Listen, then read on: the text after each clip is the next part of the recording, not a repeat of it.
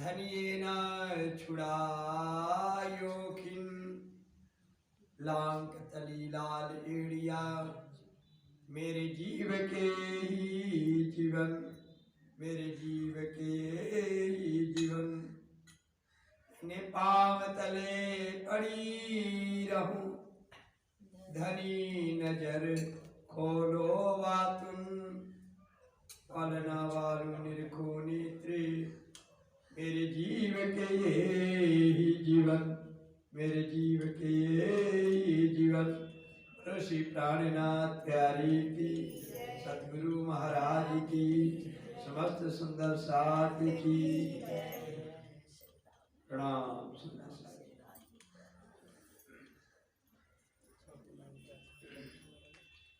पर कछुक नीमुना बिना नजरो न आवे तफावत,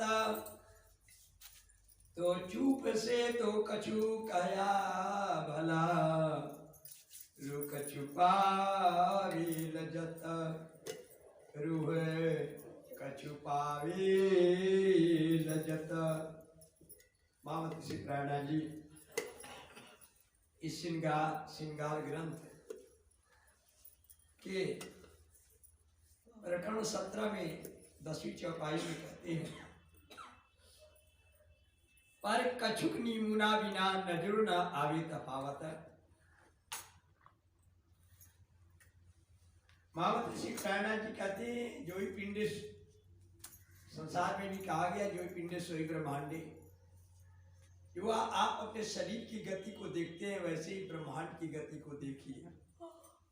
जैसे आपके शरीर के अंदर अनेक कीड़े मकोड़े पड़े हुए हैं और इनको भोजन कहाँ से मिलता है? जब आप भोजन करते हैं तो आपके ही शरीर के अंदर कई शरीर पड़े हुए हैं जो आपके अंदर का है। आपके अंदर जितने कीड़े हैं वो सब आपके ही हैं। तो जो ही पिंडे श्वेत ब्रह्मांड, जैसे अंदर एक कीड़ों का अपना स्वरूप है, उसी तरह एक आपका भी अपना दुनिया है।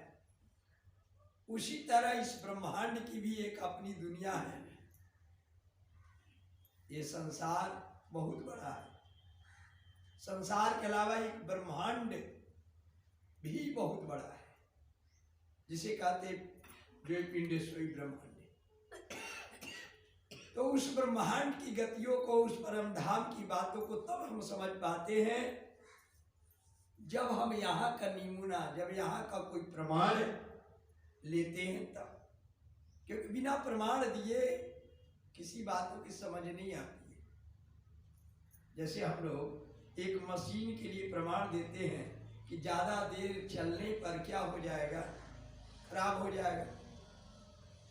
कोई ज़्यादा पावर वाला मशीन है, हेवी मशीन है, तगड़ा है, तो उसको ज़्यादा देर भी चला सकते हैं। तो कोई मजबूत व्यक्ति है, जवान व्यक्ति है, वो ज़्यादा देर भी अगर मेहनत कर लेता है तो उसके ऊपर कोई असर नहीं पड़ता है। लेकिन वही कोई कमज़ोर व्यक्ति होगा, ज़्यादा मेहनत करेगा तो क्या हो जाएगा, वो थक जाएगा, भस जाएगा, काम करना बंद कर देगा। जैसे शरीर का आप मिसाल लेते हैं, प्रमाण लेते हैं, वैसे एक निर्जीव वस्तु है मशीन, लेकिन आप इसी शरीर से उसका एक प्रमाण लेते हैं।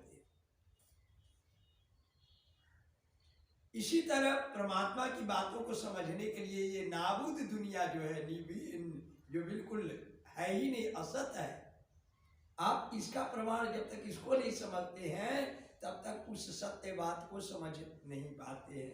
ये हमारे देश की ही नहीं, पूरे ये संसार की संस्कृति होनी चाहिए। और ये देश की अपनी संस्कृति तो बहुत पहले से ही है, नेचुरली संस्कृति है। पहले इस देश में आया कौन, धर्म का विस्तार कैसे हुआ?